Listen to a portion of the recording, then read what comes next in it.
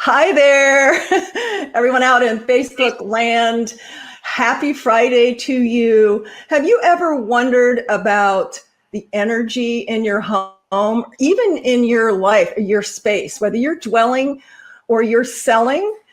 There are ways to increase the energy, not only for yourself and your family living in the home, but if you're selling your home for those potential buyers. And if you increase their energy and raise their energy, they're going to be excited. They're going to stay in the space longer. And the ultimate goal is to make an offer and buy your home. So I am so excited and privileged to have my guest this morning, who was just a sweetheart.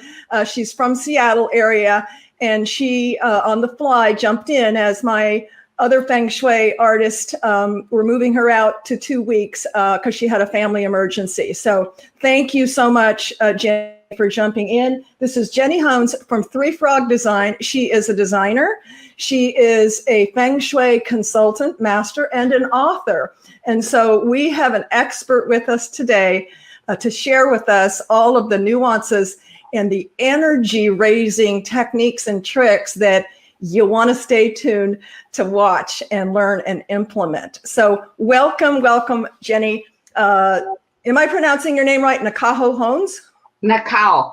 Hones. Yes, Nakao. I'm Japanese, so that's a Japanese name. Nakao, yes. Yes. Well, welcome so much. And again, thank you. I know it's a couple hours earlier there in Seattle. Thank you for having me, Kat. I'm so excited to be here. Me too. I just, people say a lot of things about the internet, Facebook, et cetera, but that's how you and I connected, and that's how I connect with a lot of people. And of course, we chat and meet beforehand to make sure we're a good fit. And I think based on our dialogue prior to going live, you and I could chit chat for the next couple hours and not run out of things to say, right? That's correct. That's correct. So our audience a little bit about, let's start off with, how did you get into the business, design / Feng Shui? Yes, I was a stay-at-home mom, actually, because my husband was in the shipping industry and we lived in various countries. Oh, okay. And so we lived I grew up in Tokyo. I'm from Honolulu originally. And then we moved to Singapore. We moved to the Middle East. And then when I came here, I had to find something I could do because I was, a stay-at-home mom, because in the other countries I couldn't work because of visa issues. So I decided to go back to school and I became an interior designer. Yeah. And then like everybody, I was reading all these Feng Shui books and I read stuff on the internet and I was very curious about it. Yes. And I also study a lot of Japanese cultural arts. One is ikebana, which is flower arrangement. Ikebana, I've heard of that, yes. Yeah, it's Japanese flower arrangement. So I was in the ikebana group in Seattle, and they invited a speaker, and he was a Feng Shui master. And he talked about Feng Shui, and I thought, wow, I've, never met a real Feng Shui person. Right. And, so I asked him if he taught classes in Seattle, and he said yes. And that's how I started my Feng Shui journey.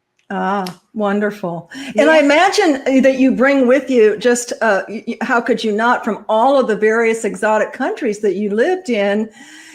My experience having been in real estate for so many years and design and staging is that different cultures have different sensibilities. Like I would have one culture that had to have the door facing a certain way, and another culture that wasn't an issue, but they had to have this. So did you find that to be interesting, the various countries? Yes, every country has their own system, or the way they live is different. And so I had to learn the hard way. And I made a lot of mistakes. That's what they call experience, right? That's the voice of experience, right? That you've fallen down and made mistakes and come out with a lot more knowledge to share with folks. Yeah. For example, when I moved to Kuwait, we had to look for a place to live. And then what I've noticed was, like in the West, your bathrooms are usually far away from your dining room. Yes. But what I found was all the bathrooms were right next to the dining room. And I couldn't figure out what country was that, Jenny? This is in Kuwait. In Kuwait. Okay. Yeah. And then it was very strange for me. And I asked somebody finally, and I said, why do they have a bathroom right next to the dining room? That's like the worst place. Yes. And they said, oh, no, it's because in their culture, they're Muslim, they wash before they eat. Ah. So they wash their, hands and feet and face and everything. So they're cleansed before they eat food. Oh, I love that. I'm so glad that's the answer. I was hoping it wasn't because they had digestive issues. They had to run to the bathroom quick. Yeah, so they're very clean, and they respect their food, and so that's a way to make it convenient for their guests and families. Yes. Years and years ago in Southern California, I ate it was Moroccan, which I think is similar, but Yes. they bring the bowls and you wash your hands before you actually, you sit on the floor, eat with your hands, but you wash your hands before you start eating with your hands. Yeah. So it wasn't for the bathroom. It really was to wash. A convenience to cleanse before the ritual of eating. Yes. Absolutely. Yes, because that, breaking bread, eating is so sacred and even ceremonial in, I would say, every country, right? Even our country, so much. So let's go back to energy. Let's go back to energy. Let's dive into, the energy, because I think some people don't realize that everything is energy. Yes. Right? Everything. And they used to think, really just, we are energy, but every cellular, molecular into our DNA, even this big diamond paperweight is energy. So funny. It's all energy. And they've realized probably 20 years ago now that we are actually connected to our universe in an energetic field, in an energetic way. This is why manifestation is so profound and prevalent and works, because we are all connected. I think if people realize that and we're more aware of that, and raise their level of consciousness on that, it would just be like a game changer. So how can our viewers in their space, what are some key, in your experience as a designer and a consultant, Feng Shui consultant, can raise or even change or correct? And I know, you and I said we can talk for days, which is why we're having another consultant in 2 weeks on Feng Shui, on the Feng Shui ability, corrections, raising the level, et cetera. What are some top areas in your experience where we could, let's talk about raising the energy level. I think most of us suffer from times in the day or our life of low energy levels. Right. How could our space be affecting that? Right. So first, let me talk about, like you said, everything has energy. You're absolutely right. In the Feng Shui I practice, which is called Form School, we say form defines energy, which means everything is a form. So everything has energy. So for example, I have a pencil here, and we know, you and I, we're living beings, and so we have a certain type of vibration.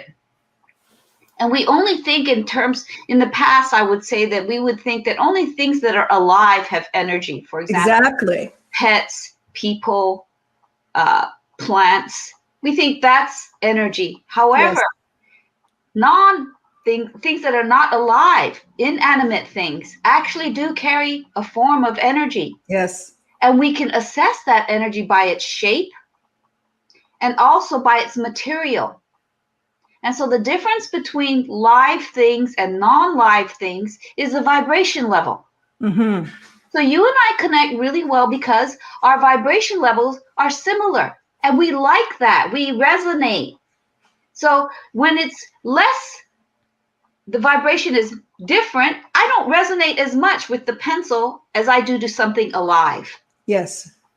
So in that sense, in your house, when you come inside the house, it's nice to have a person there because your energy is relating. And if you don't have a person, a pet is nice. It's a little lower, different energy, different vibration, but it's still alive. Mm-hmm. And if you don't have pets, the next best thing is live plants. So if you are staging and you enter a home and there's something alive, you immediately have a better connection if there are no plants at all. Mm-hmm. So if you open the front door, if they see something green, there's an affinity right there. Like this. That's right. There's an affinity. The energy vibration is close. So it's nice when you open that door and there's something green, you know? And so you think, oh, you're making an outdoor connection to an indoor connection. It's not a cold connection. There's a nice transition.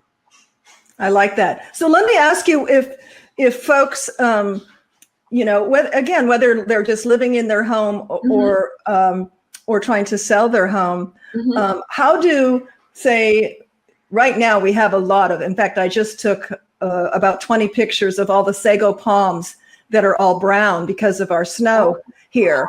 And I'm looking at it as a very artistic, it's going to be an artistic compilation. However, they will come back once you prune them all down, they will all come back. But in regular circumstances, if you've got dead plants on the porch or a dead tree, or how does that affect your energy? Yeah, it does affect your energy. It just kind of lowers it, you know, you don't feel as uplifted, you know. But you see, energy is not always constantly up. Just like the seasons, you know, in a natural environment, we go through seasons, and our body also, you know, kind of goes with the season. So for example, in spring, we're kind of ready to sprout. In summer, we're all out. In fall, we harvest. And thank you for bringing up spring. And for those of you who are watching, this is the first of our renewal and spring and March segments. So that's awesome that you bring up spring, because it's renewal, right? We start to hear the birds again. We start to see things bloom. That's right. So for example, it can go down, you know, in the wintertime, it's a time to rest. Oh, Kat, you're frozen for me. So let me talk about being connected to the energy. You know, when you have, is there a difference between real plants and artificial plants? Yes, there is, because the real plants actually, you know, gives off that vibration. And so because we're natural beings, we'll feel it as more than an artificial plant. But still, an artificial plant gives us the impression that it's real, because nowadays they look so real that it's good. You know, why not have an artificial plant if your space cannot use a real plant because it's, for example, too dark, you know, and especially if you're staging, it's very temporary. So go ahead and use the, there you are. Oh, I don't know what happened. It must have been something on our side, the connection. I kept talking, just in case. Awesome. Hopefully you were still on, but maybe not. Could you, for the last 30 seconds, repeat, just in case our audience didn't hear that? Sorry, everybody. We had to check some technical difficulties. I was just talking about, is there a difference between real live plants and artificial plants? Yes, that you read my mind, because I would have asked you that. Yeah. So the connection, the energy connection is different. So, you know, because we are live and they are, the live plants are there. So there is a better energy connection, but still an artificial plant still does wonders, because some places in a house where you can't have a live plant, it makes you feel good. You know, it gives you a little bit of greenery, and, you know, it's good, but it's not as good as a live plant. So for those of us who have maybe a brown thumb, and that's really one of the reasons I think I had mentioned to you before we went live, that we have launched a division, Cat's Eye Decor and More, and we do custom biophilia. This is some of our table art, but we do large preserved moss that's sourced from all over really the world. And it brings, it actually raises your endorphins seeing it, even though it was live and preserved. I think it's a step up from probably your plastic or silk arrangements because it was live material. Yes. Yes. Absolutely. And I think even, to your point on that, it doesn't raise your energy as much, artificial plants. But because our, muscle has memory, our senses have memory. So when we sense that, when we feel that, it brings in a sense and raises those endorphins because it has a memory of nature, of outdoors, of, the connection to source. Would you agree with that? You're absolutely correct. Absolutely. Wonderful. So like we're talking about natural elements, and vibrations. So yes, like you said, your product is a natural but dried element. So it's just like wood. So we have a connection to wood more than we would, and pottery more than we would to, for example, plastic. And it's just because it's more natural. Yes. Yeah. Aren't we seeing, Jenny, from a design perspective, we're seeing the natural elements coming back into play more in terms of design, mixing the elements, the textures, the wood, the natural stone, the greenery, all of those things. I think we as humans, we kind of thirst, because we're so connected to our devices and our computers and our iPads and all of that. I think innately we're hungering to get back to the basics of our source and of nature. Are you seeing that in your design elements? Yes, we're seeing a lot of wood. We're seeing a lot of natural, like you say, natural elements. And I think part of that is also because we're trying to be more what would you say? We're conscious of saving the earth, Yes, sustainable. Yes. Sustainability is green design. Yes. And so a lot of the man-made items cannot be, recycled. I mean, yes, some of them can, but mostly if it's natural material, it can be sent back to the earth and it will become part of the earth again. Absolutely. And it doesn't have, polypropylene and off-gas chemicals and things like that.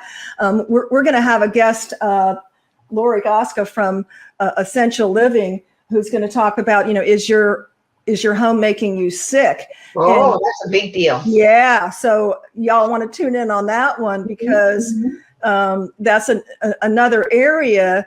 And I'm sure you would agree, Jenny, that raising your vibration in your space has to do with all of the senses, what you see, what you smell, what you hear, all of those things to raise our vibration and have an improved sense of well-being. Yeah. So important, so very important right now that so many more people, are working from home, right? Yes, because we're working from home, we have to create an environment that makes us productive because we have a lot of distractions. And the major distraction is this, right? Wow. Here. Yes. And so what I do, because I'm human like everybody else, right. I get distracted. So what I try to do is, I tried many things. I put it to the side. And then I put it in a box and I put it in another room, but it was bothering me. So if I have it near me in a box, that one extra effort to take it out of the box was good. Oh, I like that. Just putting it in the box, because then your mind is conscious to go, okay, I'm disrupting the moment. I'm disrupting whatever. If I'm doing production for my job, or I'm paying attention to my child or my spouse, or a business partner, you have to then consciously think, okay, I'm doing a disruptor. I'm going to have to take it out of the box, and maybe you're going to think twice. Right. If you don't see it, it doesn't bother you as much. If you see it, then you want to look at it. Yes. If it's not there, it's much better. Yes. Absolutely. We're so easily influenced, you know. We are. And, you know, I'm guilty. I know probably a lot of other people are guilty as well. You know, I have the shiny ball syndrome. You know? If it's shiny, I'm going to, and then you get distracted. You're on your phone. You go, wait a minute, I was going to go in and pay a bill and now I'm shopping for a jacket. What's going on? That's hilarious. That's hilarious. And then add insult to injury. You've got Amazon one click. That's right. That's right. So in Feng Shui, one of the things we do is we try to remove distractions if you're distractions. Mm-hmm. Yes. And because everything has energy, everything can become a distraction. Yes. So the less stuff in your room when you're working, the better. Absolutely. So having an organized space is important. Yeah, you don't want to see the rest of my desk, but I'm working on it. I think most people on Zoom, it's like, okay, we've got this space, but you don't want to see the rest of the space. But I'm working on it because I know that if my space is in order, I'm going to feel settled. Because if not, you know, correct me if I'm wrong here, you know, for me, if it's not, I'm constantly feeling on edge that I need to be doing it. I need to be doing something else. I need to be straightening my space before I can do what I'm doing right now. And that just prevents me from doing what I'm doing right now in a 100% place. That's absolutely true. That's absolutely correct. So, you know, to think it through first, okay, organize this first, and then we'll do this. It just makes you more calm. And when you're more calm, you make better decisions. Your actions are better because you're not agitated. Yes. Mm-hmm. Yes. And that's the key of Feng Shui. It's how do we make ourselves in a condition where we can make sense and we can make good decisions. Because every decision leads to some kind of result. Absolutely. Absolutely. I was just talking to my daughter on the phone before this call saying, honey, all you got to think about is what you're going to do next. You don't have to save the world. You don't have to cure cancer. Just, okay, I've got this situation. What am I going to do next? And I think the Feng Shui concepts really that, and, you know, being centered, calming ourselves. You know, I did a little Tuesday tip last summer about, you know, just breathing. I find myself, and I think a lot of people, shallow breathe.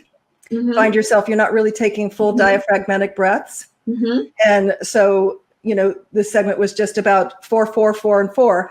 Breathing in 4, holding it for 4, fully exhaling for 4, and holding it for 4. And I do that. I literally do that a day because I'm just a natural shallow breather. Oh. And I think a lot of people are. And wow, we need oxygen, don't we? Yeah. Yeah. So everybody, let's all take a breath. Hold it for 4. And exhale. Another 4. I feel calmer already, even though I can hear my puppy dog scratching on the back door. How about you, Jenny? Yes. Oxygen is wonderful. And it's, you know, we can do it any time of day. We can do it anytime. Yeah. And that's when I really, it's really funny because after I did that segment, I realized how often I do it. I'll do it in the car when there's traffic. I'll do, you know, and yeah, you can do it anytime. It's a free gift to yourself. Oxygen. When I went to visit some friends in Denver, they actually have cans of oxygen, you know, because of the elevation. Oh. Yeah. And I thought, well, that's pretty cool. You know, give yourself a shot of oxygen. Wow. But you don't even have to buy a can. Yeah, we're not at 4,000 elevation here. You don't even have to buy a can. You can do it yourself. Yeah. And then one other hint I can give you is you put your hand on your stomach and you push your stomach out when you breathe, and then you push it in to exhale. Yes. Yes. That's excellent. Yes, because then you can really tell that you're doing diaphragmatic breathing instead of up here shallow breathing. Yeah, shallow breathing and deep breathing. So just put your hand on your stomach and make sure your hand goes out and in. Excellent. Yeah. Excellent. So, balance and raising our energy is really, it's so complex, but really so easy to take easy steps. So we've got plants. We've learned that plants are greenery, preferable living. If you've got a brown thumb like me, it can be biophilia and or artificial. We use a lot of greenery in staging. It just, I wouldn't do a stage with, or even a design without some sort of a greenery, one of those elements. Right. We know, in terms of keeping our space together, that breathing is an easy fit. I just love that. And I love your tip about holding the belly, because that's something that we can just do at any time. When the kids are stressing out, the spouse is stressing out, you've got a leak in the ceiling, whatever the problem is. Remember, breathe. Breathe. Just breathe. And it will make such a difference in your whole life, really. My granddaughter's 9 years old right now, but when she was a toddler, and probably many of you as parents have done this, when they do their little tantrums, and so forth, and you stop them and just say, we would say to Elizabeth, now just breathe, take a deep breath, and we would put her through the breathing. And ta-da! She was calmed down. My children had tantrums too. I would just let them have their tantrum. Yes. They get tired. You know? And then when they're tired, then they calm down. Yes. And that's another method too that works. Sometimes they don't tire and you have to intervene. But I think it's good to let kids, and really people too, go through your emotions, whatever they are, and then you'll come back cleansed. As long as you do it in a positive manner, you don't punch holes in the wall or say nasty things to people or whatever. So let's talk about placement. Because again, I know you as a professional designer and a Feng Shui consultant. What are some easy, I would say, some common maybe mistakes that folks are possibly making in furniture placement?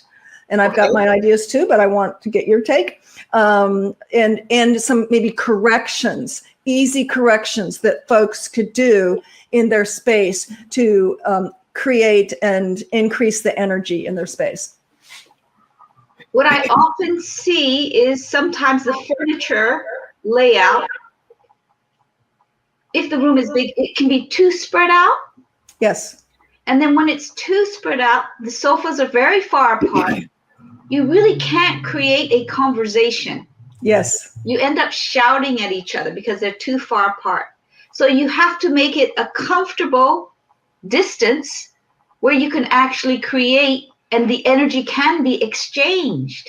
Absolutely. So that's one thing I see. I love that. And it's funny, that's the first thing that you bring up, because I see that so much. We do a lot of occupied consultation as well.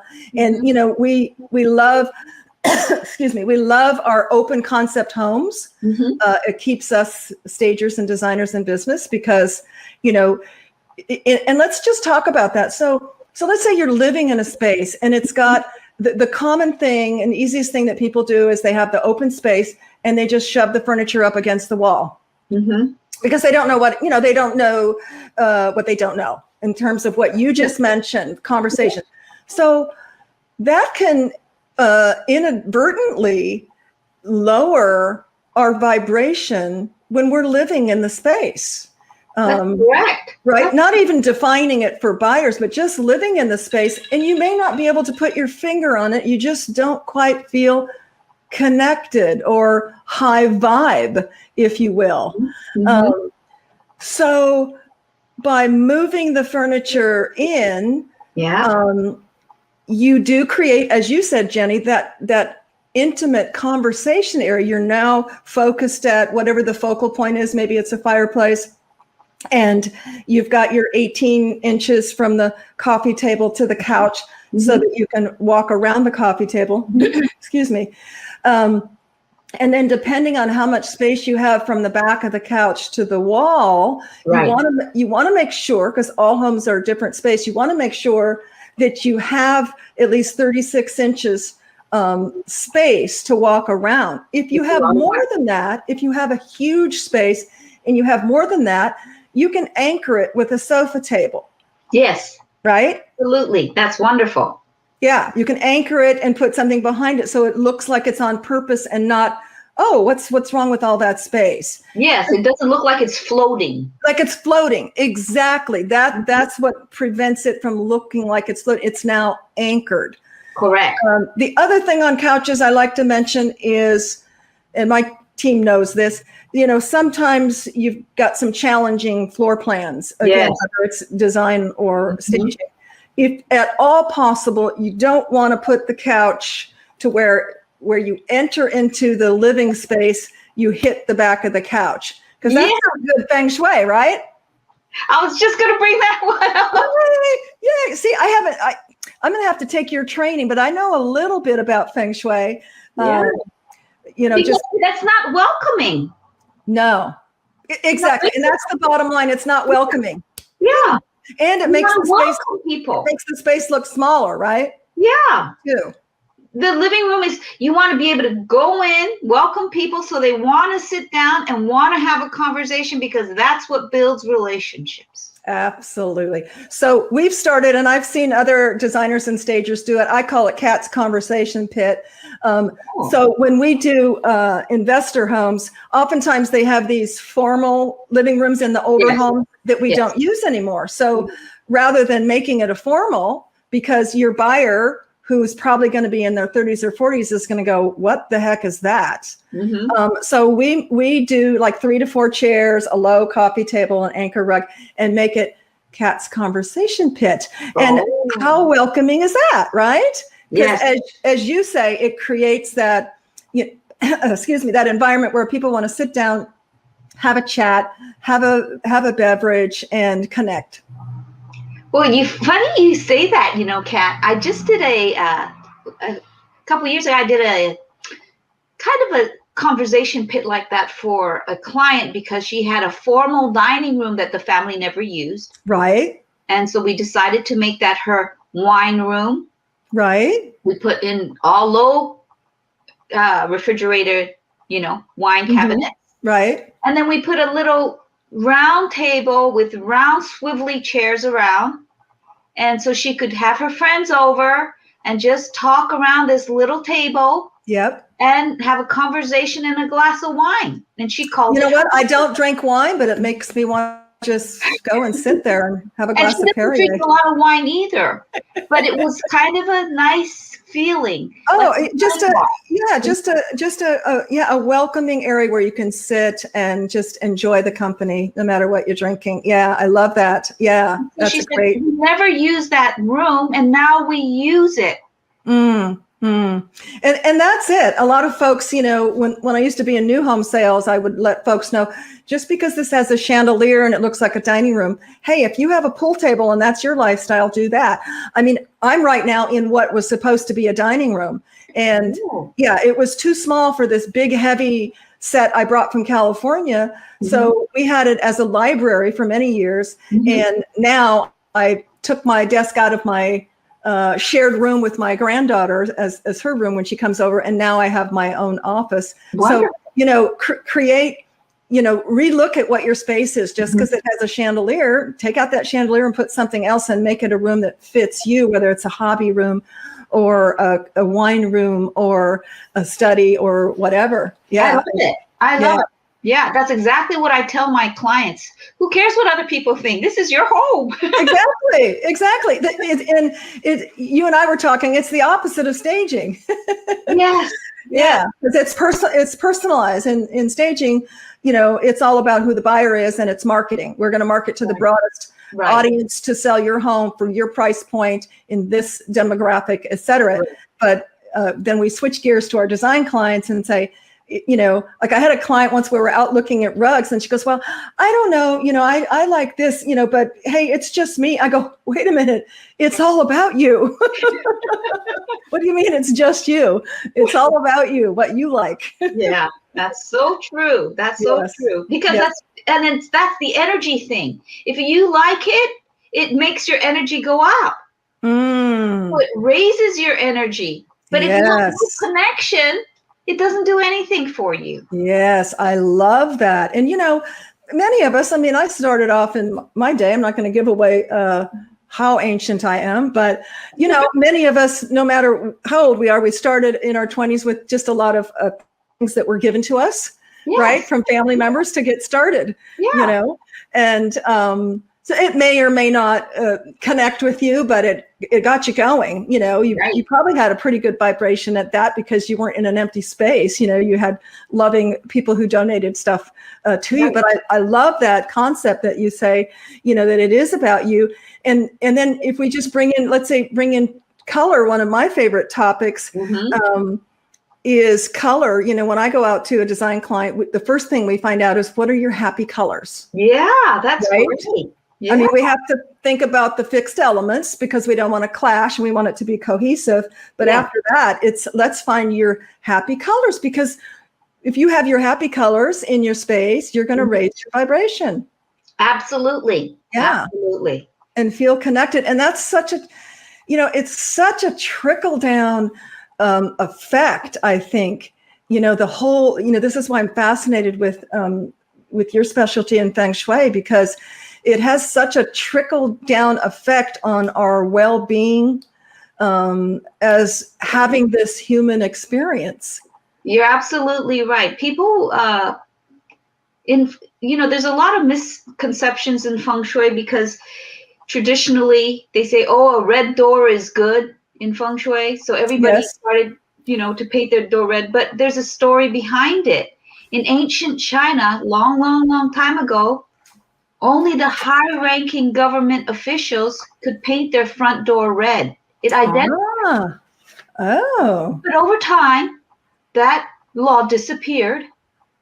And then when that disappeared, everybody painted their front door red because they wanted to be thought of as wealthy and, high-ranking. Yes. And that's where this Feng Shui belief began. So a red door is great in Asian culture because we love red. It's a really auspicious color. It's festive, Yes. And that's fine, but it doesn't mean that other colors don't work. You got to work with what matches your house, Right. Or in my case, the color you love. The board, the architectural committee board says you can't you have to look like everybody else. But but that's okay. Inside your house, you can do whatever color that you want. Yeah, that's right. That's right. So the color is complicated. We actually had Joanna Lynette Weary here as our guest, who is a color expert. Yes, and talking about color and the nuances of color, because color can be complicated. Yes. Which is why I keep learning. I have 3 certifications on color, and I'm still learning about color because it can be complicated. But it's fascinating, as well, because again, back to your industry, color can change our energy depending on how we want to feel and live in the space. That's correct. From an energy perspective, we like more pastel colors because they're more calming. Strong, bold colors have a lot of energy. And so you have to use them carefully, because if you have too much of a strong color in a large space or a large wall, it can be draining. I'm so glad you brought up that point. I just had a design client, say, well, I want to do some niche walls. And I says, well, when I come out there, we'll take a look. Typically, and I actually learned this from Joanne, you don't want to do niche or accent colors. You want to stay on the same color card, maybe 3 to the most, or 4 up on the same color card, so you'll be cohesive. Yes. Back in the day, it can date your space if you put the bold red niche. It dates. But more importantly, because again, it's your space. If you don't care that your space is looking dated, more importantly, it raises the energy and could be a reason why you're feeling angst and you don't know it.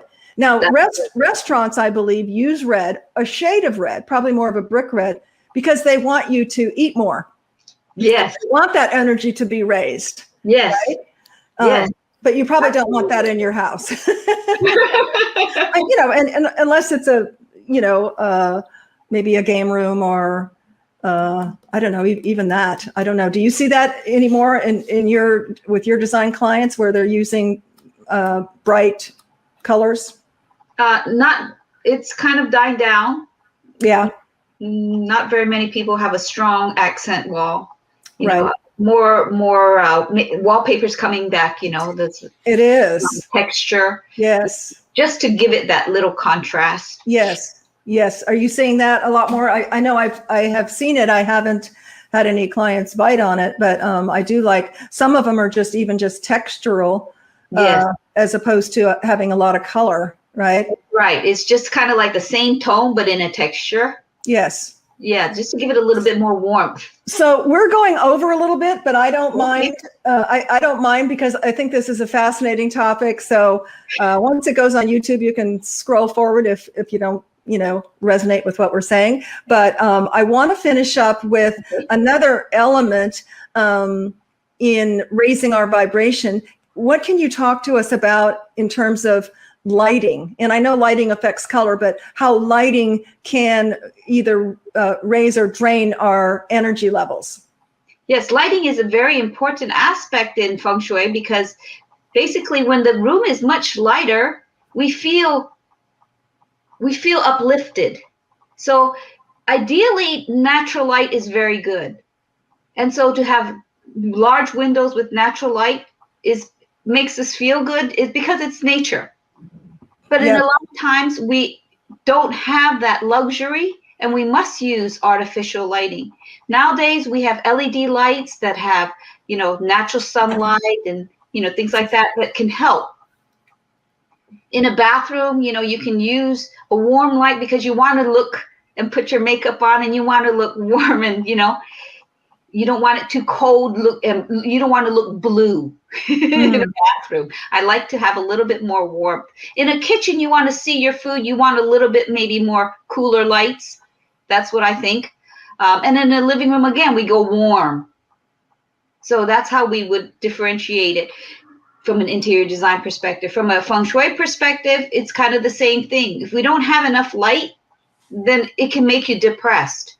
So turn on those lights. If you're feeling down, brighten up the room and you will feel better. You just will feel better. You will feel better. That's one of the first things we do when we go in, for staging. In fact, we did one recently. They had, all beautiful windows off the second balcony. It was a 3-story, potential light everywhere, but it was all kept with the shades drawn. And when you walked in, it looked very dark.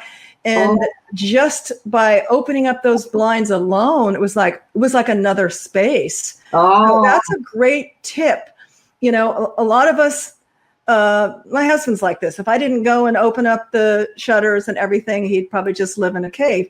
That's the first thing I do when I get up because it elevates my vibration. Yes. And my energy, as you mentioned. So if you're feeling down or you're feeling depressed, even if you don't really normally open up the shades, open them up. You'll feel better. You'll raise your vibration. Yes, absolutely. Absolutely. And open the windows. Sometimes you need, new air. Let the air flow too. Yes. Yeah, my husband's good at that. He will, that's a really good point because we get so incubated, don't we? With having the AC on and all of our, HVAC, heater and AC, that we sometimes are in a vacuum seal. And that's all. Not only does that raise your vibration when you open up a window every few days or once a week, open up a window or a door and let some fresh air and movement in. It not only will raise your vibration, as Jenny said, but it is healthy for you to mix in and not just keep circulating the same air. Right. To bring in some fresh air. I love that. Yeah. I love it. I know it's hard if you live in a cold country or a really hot country. Just even a little bit once in a while, just to change the energy. Yes. Would be very good. Right. Even if it's just for a few minutes. Oops. Flipped again. Okay. I hope we don't go out again. Jenny, you have been amazing. I'm so hoping that you can come back at a future date and talk again because just so much good information. I hope everyone who viewed this, if you like it, please make a comment, share it. That's how we can continue to bring people like Jenny on, experts on, and bring you some valuable information that hopefully that you can use to make your life better. And as always, have a great weekend. Stay positive, stay hopeful, and stay connected. And we thank you so much for connecting with us today. Thanks so much, Jenny. Have a great weekend, and hope your appointment goes well. Thanks again for joining me so early. Bye.